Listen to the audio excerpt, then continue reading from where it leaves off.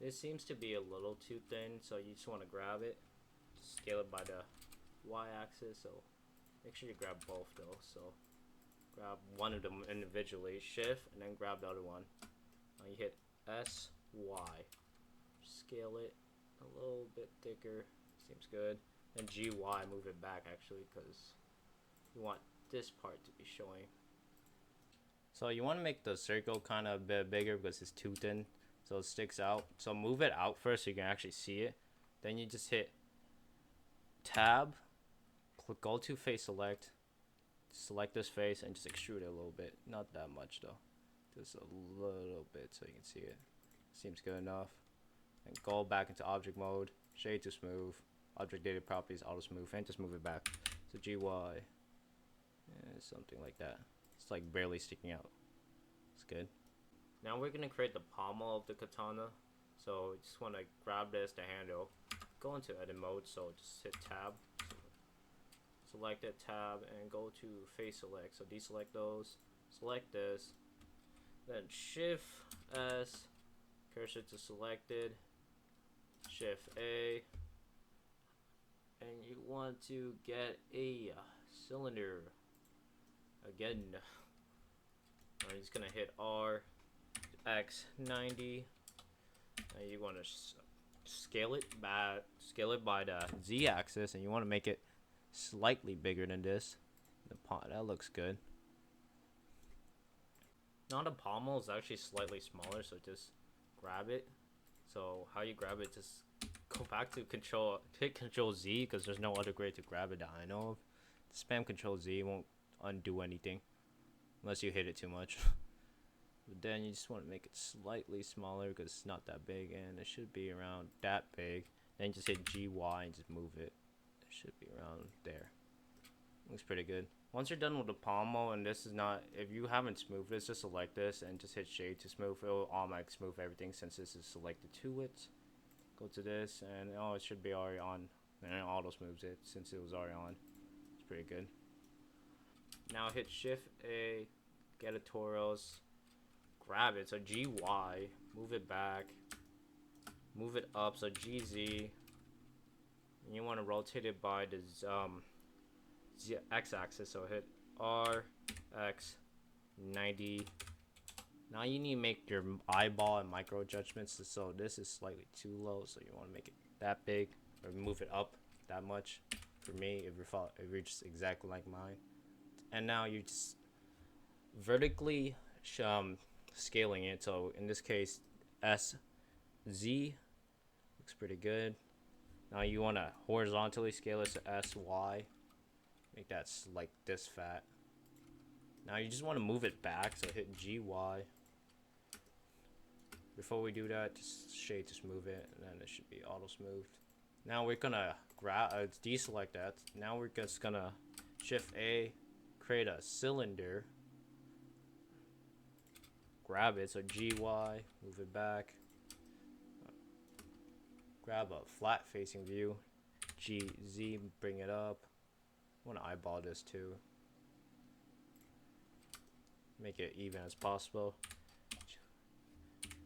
You want to make it go in evenly, something like that. Then RY 90 looks pretty good. Scale it down a bit. So now you can see all the problems with your eyeballing. You have to eyeball it again. Oops, actually right click. So left click to confirm it.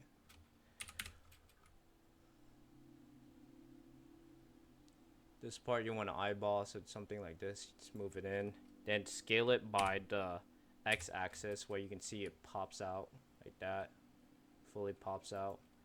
Now scale it by SZ and make it look like an eyeball, something like this. Now before we go any further, let's grab this and just make a copy. So Control C, Control V, move it somewhere else. You can just grab and move it somewhere else. So I'm just gonna GZ it, bring it up. Now just shade. You want to just shade to smooth this, and just auto smooth it. Go to normals and auto smooth. Now you just grab this, go to modifiers, and hit boolean tool. It's already on difference. To select this, hit apply. Now you can just delete this. Make sure you select that, and it should create a cutout. It's pretty good. Now this shape to smooth too, auto smooth.